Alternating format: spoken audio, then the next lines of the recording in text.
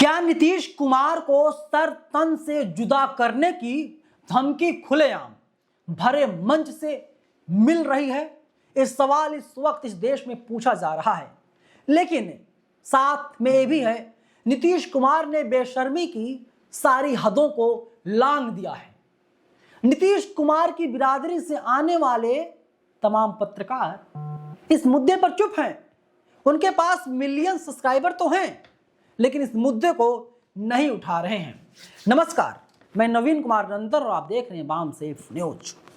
News 24 लिखता है, tweet देखिए जरा, तो यूपी में है, कुछ और कहना था, हराम डैश डैश डैश, आप समझ जाइए। हमारे हत्थे चढ़ा होता डैश डैश डैश, आओ महाराष्ट्र बताता हूं। नीतीश कुमार और संजय निषाद पर भड़के AIMIM नेता इम्तियाज जलील। मतलब खुलेआम हत्थे चढ़ा होता, खुलेआम धमकी दी जा रही है। सर तन से जुदा की धमकी तो है, वरना साहब कहना क्या चाहते हैं? मतलब संजय निषाद और नीतीश कुमार दोनों लोग ओबीसी समाज से आते हैं और दोनों को खुलेआम धमकी दी जा रही है। मैं फिर से दोहरा रहा हूं, तीसरी बार कह रहा हूं, सर तन से जुदा करने की बात इनडायरेक्टली की जा रही है और इनके समर्थक, इनके कार्यकर्ता बैठकर सब कुछ देख रहे हैं। अब आप लोग कहेंगे, अब तक तो खबर बना रहे थे नीतीश कुमार ने ऐसा कर दिया, नीतीश कुमार को गलत ठहरा रहे थे।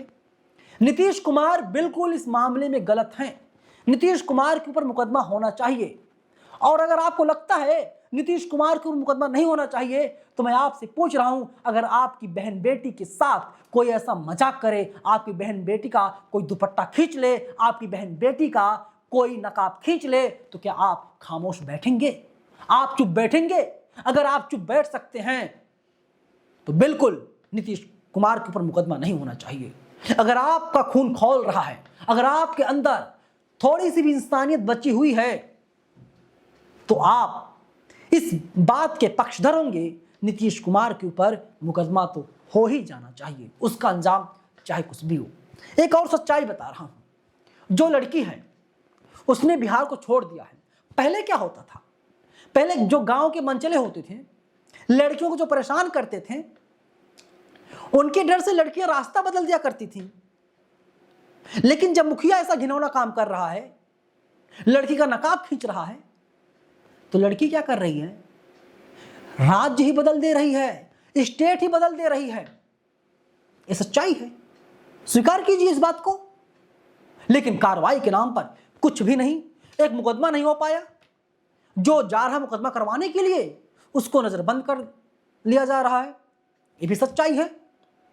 लेकिन मैं ये जो सर तन से जुदा की बात जो एक तरीके से है, गलत है, क्योंकि हमारा देश संविधान चलता है। आप संवैधानिक तरीके से आंदोलन कीजिए, आप किसी को धमकी नहीं दे सकते, आप मारने काटने की बात नहीं कर सकते। मैं संविधान को मानता हूं, मुझे उम्मीद है आप इस संविधान को मानते होंगे।